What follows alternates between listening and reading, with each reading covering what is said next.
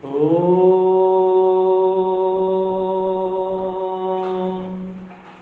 त्र्यम्बकं यजामहे सुगन्धिं पुष्टिवर्धनम् उर्वारुकमिव बन्धनान् मृत्योर्मुक्षीयमामृतात्। ॐ त्र्यम्बकं यजामहे सुगन्धिं पुष्टिवर्धनम् उर्वारुकमिव बन्धनान् मृत्योर्मुक्षीयमामृतात्। ॐ त्र्यम्बकं यजामहे सुगन्धिं पुष्टिवर्धनम् उर्वारुकमिव बन्धनान् मृत्योर्मुक्षीयमामृतात्। यह जो मंत्र है महामृत्युंजय मंत्र के नाम से प्रसिद्ध है। आप सबको ये मंत्र याद है? याद है सबको? जिनको जिनको मंत्र याद है ये थोड़ा ऊंचा करिए हाथ, पता चले। सबको याद है, आपको नहीं है। हाँ, तो आपको याद करा देंगे, आपका काम है। ठीक है जी, इनको ये मंत्र याद करा देंगे। कितने दिन में करा देंगे? एक दिन में। शाबाश, बहुत बढ़िया। तो आज इनको मंत्र याद करा देंगे, रात्रि सोने के पहले ये मंत्र इनको याद हो जाए। ठीक है। तो यह जो मंत्र है देखिए, बहुत ही उपदेश को गंभीर करने वाला मंत्र है। जीवन में सुख शांति का संचार करने वाला मंत्र है। मृत्यु के भय को कम करने वाला मंत्र है। ठीक है जी। जीवन जीने की उत्साह और आशा ये प्रदान करने वाला मंत्र है। तो कहा ओम त्रयंबकम, कि हे परम पिता परमात्मा आप त्रयंबक हैं। त्रयंबक माने आप तीनों कालों के ज्ञाता हैं। त्रिअंबक, तीनों कालों में हम सबके रक्षक हैं। तीन पदार्थों के रक्षक हैं। त्रि माने तीन पदार्थ। कौन कौन? एक तो हम लोग जीवात्मा है, दूसरा ये जो संसार है, और तीसरा जो जिससे संसार उत्पन्न होता है वो प्रकृति, वो कहलाता है कारण जगत।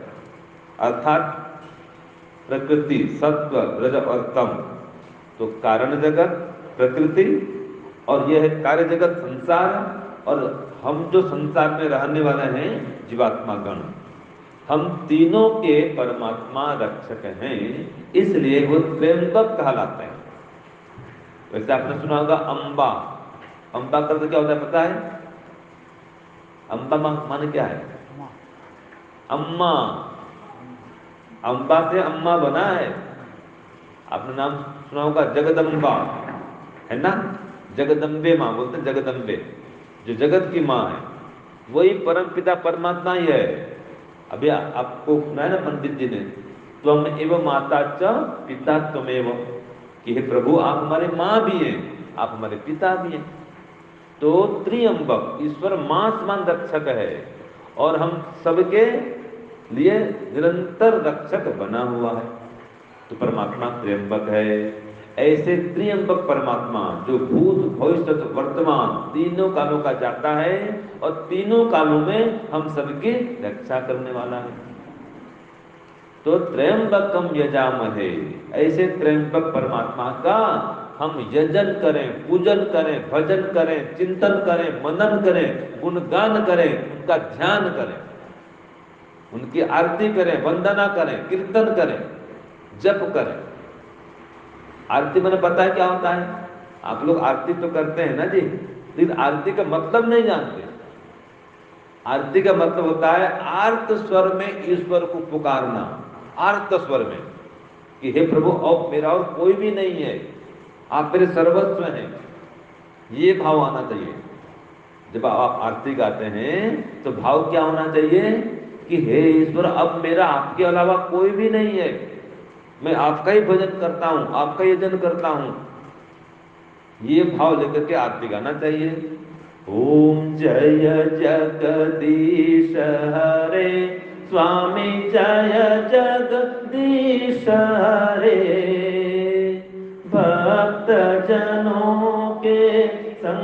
संकट दास जनों के संकट क्षण में दूर करे। ओम जय जगदीश हरे। मात पिता तुम मेरे शरण गहूँ मैं किसकी। ओ स्वामी शरण गहूँ मैं किसकी।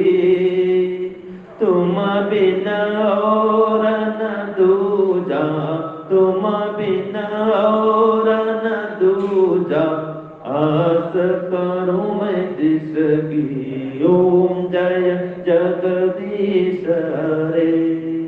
क्या कहा इसमें? माता पिता तुम मेरे, कहा ना जी कि ईश्वर माँ भी है और पिता भी है।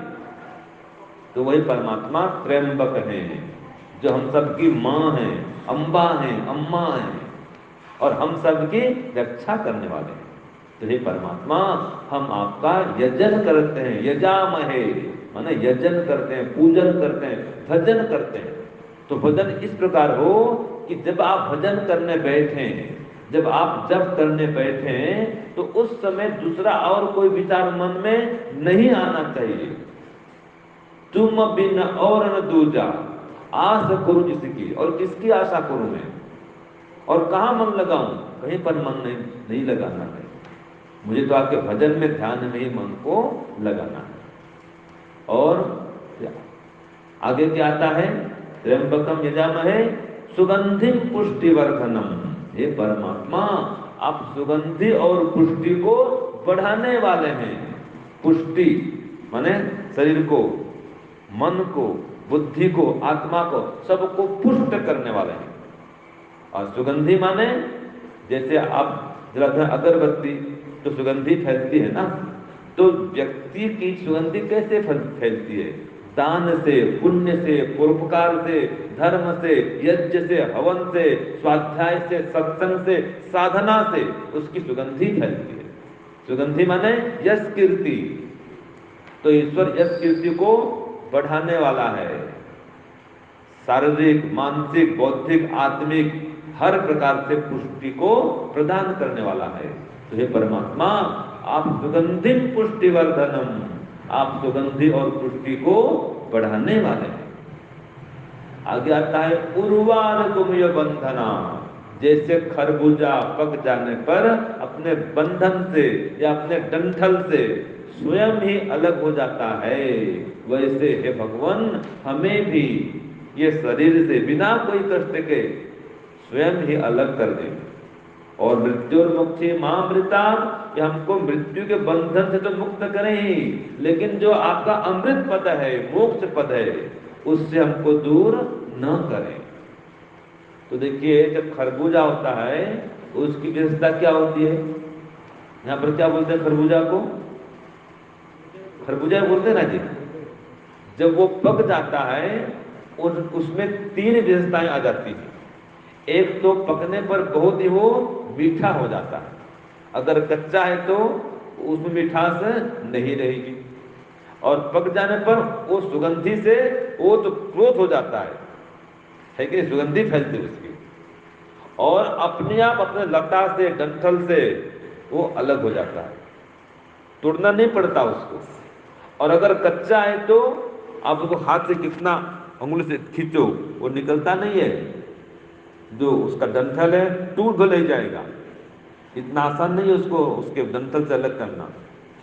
और उसमें सुगंधि भी नहीं आती है और उसमें मधुरता भी नहीं आती है अगर वो पका हुआ नहीं है तो। जब पक जाता है तो सुगंधि भी आती है, पुष्टि है, और मधुर भी होता है और पुष्ट भी होता है। तो इस प्रकार से हम खरबूजे के भांति पक करके मतलब क्या है? एक हमारे तरफ ऐसे, हम जब बच्चे थे ना जी, तो जब हम बड़ों को नमस्ते करते थे तो माताएं पहले बोलती थी हमको, देती थी आशीर्वाद। तो क्या बोलती थी कि बुढ़ा हो, वृद्ध हो, मतलब बुढ़ा हो, नमस्ते करेंगे ना, क्या बोलती थी? बुढ़ा हो। तो हम सोचते भी ये बुढ़ा हो क्या बोलती हैं? अभी हम तो जवान हैं, बच्चे भी हैं, फिर जवान हो गए, अभी हमको बुढ़ा हो ये आशीर्वाद दे रहे हैं, ये क्या आशीर्वाद है? ये बोलना चाहिए जवान रह, ऐसा बोलना चाहिए, लेकिन बोलते क्या थे? बुढ़ा हो।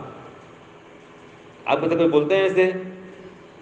बोलते हैं, उसको बोलते हैं आयुष्मान भव। हाँ, आपकी आयु लंबी हो, बस उसके गांव में बोलते हैं बुढ़ा हो। बुढ़ा हो मतलब तो एकदम वृद्ध होकर के शरीर को छोड़ना, उसके भले शरीर त्याग नहीं करना, ये इसका तात्पर्य है। अकाल मृत्यु तेरी कभी नहीं हो, माने तो आयुष्मान बनना, दीर्घायु को प्राप्त करना। तो ये जो खरबूजा है पूरा पक करके डंठल से अलग होता है, ऐसे ही हम भी पूरा पक करके डंठल से अलग हों। पकना माने क्या है? शरीर का, हाँ, पूर्ण जीवन को आप भोगें। और ये पकता भी है, देखो सब बाल पक रहे हैं, देखो सामने बैठे हैं, सब बाल पक गए, देखो माता जी बाल पक गए माता जी के भी। ये तो पकना है, और क्या। तो शरीर से पूरा बाल पक जाए, ठीक है, पूरा 90 साल 100 साल हमारी आयु हो, ये पकना है। तो 100 साल की आयु को प्राप्त करके हम फिर आसानी से शरीर का त्याग करें, ये त्र्यंबकम मंत्र में ये प्रार्थना है। किसी के अधीन बन के नहीं रहे, बेटा बहू पोता पोती के अधीन चलना पड़ता है ना जी, तो किसी की सेवा करने की आवश्यकता हमको न पड़े। तो स्वयं अपने सभी काम करते हुए हम शरीर का त्याग करें, और आसानी से शरीर का त्याग करें, और परम पिता परमात्मा के मोक्ष पद से हम दूर ना रहें। तो उर्वारुक, उर्वारुक माने खरबूजा, तो उर्वारुक के समान बंधन से हम स्वयं ही अलग हो जाएं, आसानी से अलग हो जाएं, और मृत्यु से छूट जाएं, लेकिन जो अमृत पद है परमात्मा का है, मोक्ष पद है, उससे दूर ना रहें। तो ये त्र्यंबकम मंत्र का ये अर्थ हुआ। आपको पता था ये मंत्र आज से पहले? ये मंत्र बोलते थे, लेकिन अर्थ पता था क्या? अर्थ नहीं पता था। तो अर्थ पता नहीं होने से वो मजा नहीं आता, आनंद नहीं आता है। पढ़ तो लेते हैं, हम कहेंगे जम्बीरम। अब क्या समझे जी आप जम्बीरम कहने से? मैं कहता हूं जम्बीरम, कुछ आपको हो रहा है, कुछ असर हुआ आपको जम्बीरम कहने से? कुछ मुंह में खट्टा मीठा नमकीन कुछ लगा? नहीं लगा ना। और मैं को नींबू, तो नींबू को याद करिए, नींबू माता जी काट रही, याद करिए, नींबू काट रही है और सब्जी में निचोड़ रही है, याद करिए। अब कुछ मुंह में हो रहा है कि माता जी कुछ हो रहा है क्या मुंह में? क्या हो रहा है? हैं? पानी आ रहा है ना मुंह में, नींबू काट रहे हैं, रस टपक रहा है, अब मुंह में ऑटोमेटिक वो पानी आ रहा है ना, ऑटोमेटिक। ये है। तो जम्बीरम माने नींबू, संस्कृत में जम्बीरम कहते हैं। तो अर्थ को जानने मात्र देखो, नींबू कहते हैं मुंह में पानी आ गया, यह है अर्थ का ज्ञान होना। तो अब जब हम मंत्र बोलते हैं त्र्यंबकम, हे परमात्मा आप तीनों कालों के जाता हैं, भूत भविष्य वर्तमान तीनों कालों के हम सबके रक्षक भी हैं, ये त्र्यंबकम परमात्मा है कि नहीं है? यजामहे, हम आपका यजन करते हैं। ये हवन किए ना, हवन, हवन से ईश्वर का यजन होता है। अभी पंडित जी ने सबसे पहले क्या कहा था, आपने सुना ध्यान से? हमारे आचार्य जी बैठे हैं शक्ति देव जी, उन्होंने क्या कहा था कि अब हम 33 कोटि देवताओं की पूजा करने जा रहे हैं। समझे? हवन करने से 33 कोटि देवताओं की पूजा हो जाती है। अब आप बोलो स्वामी 33 कोटि देवता कौन है? कभी सुना आपने? 33 कोटि देवता का नाम गिनती करें 33 करोड़ बोलते हैं। अब 33 करोड़ गिनती कर जाएंगे तो दिन भर लग जाएगा। ब्रह्मा देवता, विष्णु देवता, फलना देवता, ये देवता, वो देवता, है कि नहीं? इंद्र, चंद्र, मारुत, कुबेर, विश्वकर्मा, लगाते रहो। 33 करोड़ कौन देवता है? वो 33 करोड़ नहीं है, वो 33 कोटि में 33 प्रकार के देवता हैं। वो कोटि में प्रकार भी होता है।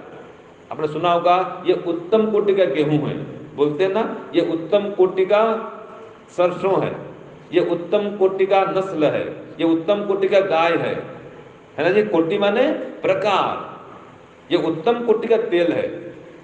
तो उत्तम कोटि माने उत्तम प्रकार का। तो कोटि माने प्रकार भी होता है, और कोटि माने करोड़ भी होता है।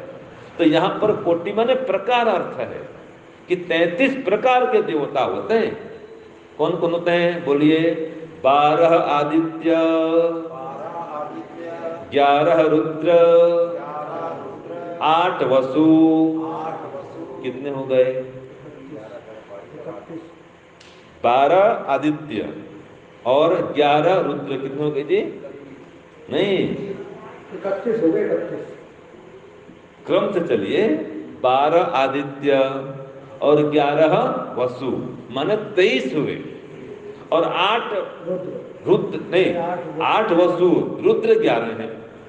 12 आदित्य, 11 रुद्र और 8 वसु, तो 12 और ये 8 वसु 20 और 11 रुद्र 31 हो गए। और एक इंद्र और एक प्रजापति। इंद्र माने बिजली, विद्युत, करंट, और प्रजापति माने ये यज्ञ जिससे प्रजाओं का पालन होता है, ये प्रजापति है। तो ये 33 प्रकार के देवता ये हुए। 12 आदित्य, 8 वसु, 11 रुद्र, 31 हो गया ना, और एक प्रजापति और एक इंद्र, बिजली। अब इसमें से देखिए 12 आदित्य कौन है? जो वर्ष के 12 महीने हैं वे 12 आदित्य हैं। ठीक है जी। क्यों जी आदित्य माने देवता हैं? ये 33 देवता क्यों हो गए? देवता का अर्थ होता है जो देता है वो देवता कहलाता है। देवता माने देने वाला। तो ये वर्ष के 12 महीने हमको जीवन दे रहे हैं ना, आयु दे रहे हैं ना, समय दे रहे हैं, है कि नहीं? ये हमको हर दिन आयु कौन दे रहा है? ये 12 आदित्य दे रहे हैं। 12 महीने हमको जीवन दे रहे हैं। और 8 वसु जो हमको वसा रहे हैं, पृथ्वी, जल, अग्नि, वायु, आकाश, सूर्य, चंद्र और नक्षत्र, ये 8 वसु हैं जो हमको वसाते हैं, जिनमें हम वसते हैं, वो वसु। और 11 रुद्र अर्थात 5 प्राण, मुख्य प्राण, प्राण, अपान, उदान, व्यान, समान, ये 5 मुख्य प्राण हम सबके शरीर में है।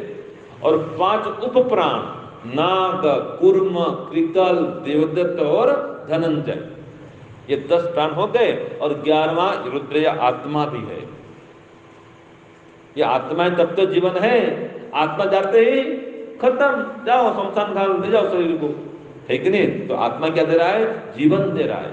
ये प्राण क्या दे रहे हैं? जीवन दे रहे हैं। जिस शरीर में, जिस अंग में ये प्राण का संचार नहीं होता है वहां लकवा मार देता है। सुना आपने, देखा किसी को लकवा मारते लोगों को? वो काम नहीं करता, हाथ पैर लकवा मार देता है। तो प्राण का संचार सब जगह हो रहा है शरीर में, शरीर स्वस्थ रहता है। तो ये 8 वसु हमको जीवन दे रहे हैं, प्राण दे रहे हैं, शरीर को चला रहे हैं, स्वस्थ रख रहे हैं, ये भी देवता है इसलिए। और यज्ञ साक्षात देवता है, शुद्ध वायु का दान करता है यज्ञ, है कि नहीं जी?